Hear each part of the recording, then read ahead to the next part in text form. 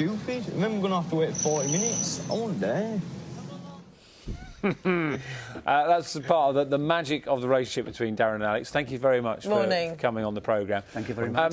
When this was first presented to you, actually, do you know what? Before we get to that, because some people might be coming to this programme a little bit late, they don't know much about Race Across the World. Yeah. Explain it to us. How was it sold to you, and how did it sort of feel to take part in it?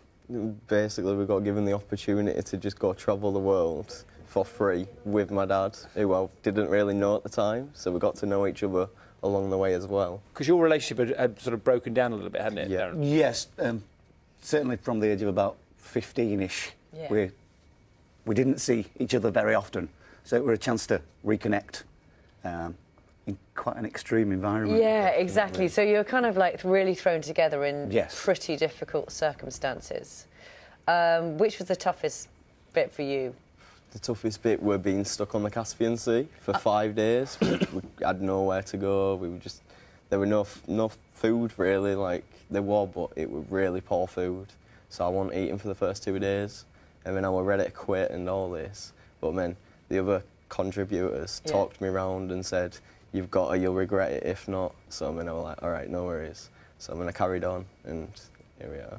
Because you're sort of taking other groups of people who are trying to do exactly the same thing as you, but they're quicker. Yes. And we've reached now the semi-final stage of Race Across the World. Yes. So we can confirm that you're in the semi-final.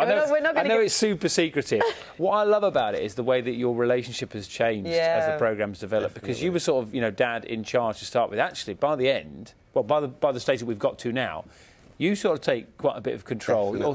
Sorting out money, how you're going to get places. Well, I mean, to be honest, I kept a backup of money, but from the start, Alex were in control of all the day-to-day money. Yeah. So all the tickets and everything what needed to be bought, Alex did all that from the start. It was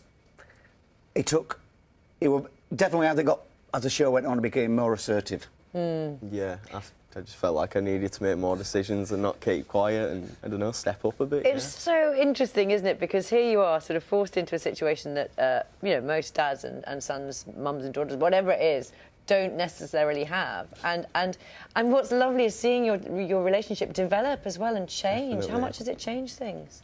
Massively. We actually work together now as well. Oh, really? Okay. Yes. I got a job at his workplace. Yes. Which just wouldn't have happened beforehand. Wouldn't have happened. Right. Alex's attitude totally changed. The reality is, before he was quite happy to just sit around. And after the show, it wasn't good enough to just sit around. He wanted to do something. He wanted to be active, getting out there, working, travelling, just whatever he could. So it no longer became acceptable to just sit around. So he wanted a job. I wonder what it was that gave you a kick up the backside. Because also, when this is the sort of programme that people watch while they're on social media as well, isn't it? Yeah. And if you know, I'm sure you've noticed this yourself. Earlier on in the series, you were getting quite a bit of grief for being a bit of a moaner. Yeah. But actually, it's turned round. It's turned around, and people now are very much on your side and supporting you. Definitely. And is that what your dad's talking about? That sort of change of attitude that you've had yourself? Yeah. Obviously, at first there were people slating, and people have got their own opinion. You know what I mean? But like now, looking at it from last Sunday, it was really positive, and I didn't really see any negative, and it really cheered me up a lot more than at the start. But yeah. The Caspian Sea, wasn't it? Well, yeah. I think it was the turning point. Rock bottom, the Caspian Sea, and it was a case of, I can't get any lower now. Yeah. And then he just got stronger and stronger and stronger as it went on. Tell about, because you sort of what changes did you notice in your dad then? He started to, because at the start of the show, he wasn't really speaking to people. He'd keep quiet. He didn't like speaking to people. Yeah. Where the more we'd get on, he'd realise that we need to speak to people to get further on, because it were all about the kindness of strangers and people helping us along the way. Because if we didn't have the people helping us, we wouldn't have done what we did. Whereas you are just naturally chatty and will speak to anyone. Definitely. Which I imagine, again, when you see that side of your son, which you hadn't seen, that must be quite a proud moment for a dad as well, isn't it? Enormously proud. It's like, I'm pretty much the head. And the way he's got a natural warmth towards strangers. That's really impressive. And I sit back on numerous of times on the journey, and sort of thought, that's pretty cool. It's just really lovely to see that because you know to see the sort of relationship change and everything. Would you do it again? Today? Yeah. Would you? Never mind tomorrow. I would. If someone said, right, you got 2 hours to set off.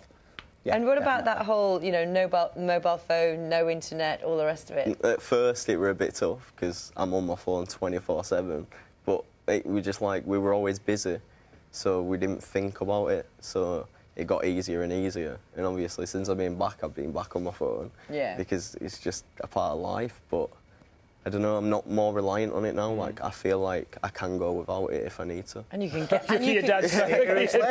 Well, you can also get faces it hasn't been off it.